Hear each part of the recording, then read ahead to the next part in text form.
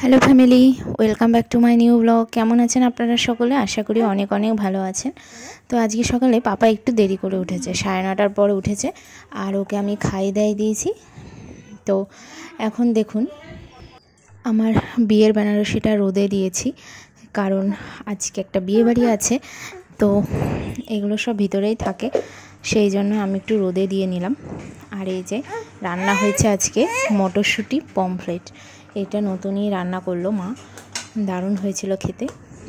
তো এই যে ছেলেকে স্নান করিয়ে দিয়েছি, আর কি সুন্দর রোদ এসেছে, তাই ওকে একটু রোদে দাঁড় করিয়ে দিয়েছি।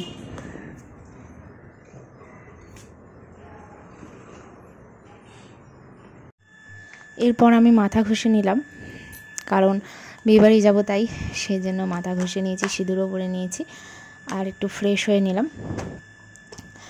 তো এরপর আমি স্নান করে এসে ছেলেকে খাই দিচ্ছি। ছেলেরও পমফ্রেট মাছ, আর ছেলে পমফ্রেট মাছ ভীষণ ভালোবাসে, তো ওর জন্য আলাদা সবজি দিয়ে বানিয়ে দিয়েছি। আর এই যে ছেলে করে যাচ্ছে দুষ্টুমি, মুখ তো নাড়াচ্ছে না একটুও।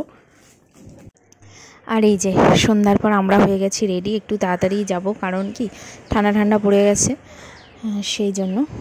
তো আমি আমার বেনারসিটা পরে নিলাম, আর ছেলেকেও রেডি করে দিয়েছি। ছেলে তো এক সেকেন্ডও দাঁড়াচ্ছে না যে ওর ভালোভাবে ভিডিও করব। আর এই যে আমরা সবাই রেডি হয়ে গেছি, বাবা ঠাম্মিও রেডি হয়ে গেছে।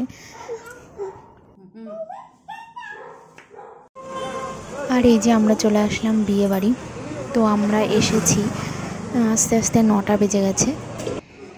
আর এই যে দেখুন, এসে দেখছি এখনও বউই আসেনি, আসলে হয়তো অনেক রাতে লগ্ন আছে সেই জন্য। আর এই যে আমি, মা,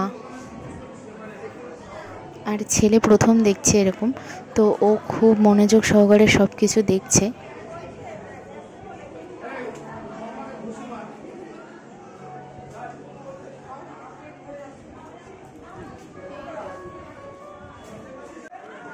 আর এই যে ননদ এখন ফুচকা খাচ্ছে, আর চিকেন পকোড়াও ছিল, তো চিকেন পকোড়াও নিয়ে নিল।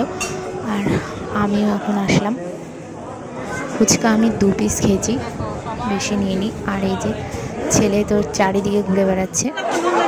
আর এরপর নিয়ে নিলাম আমি চিকেন পকোড়া।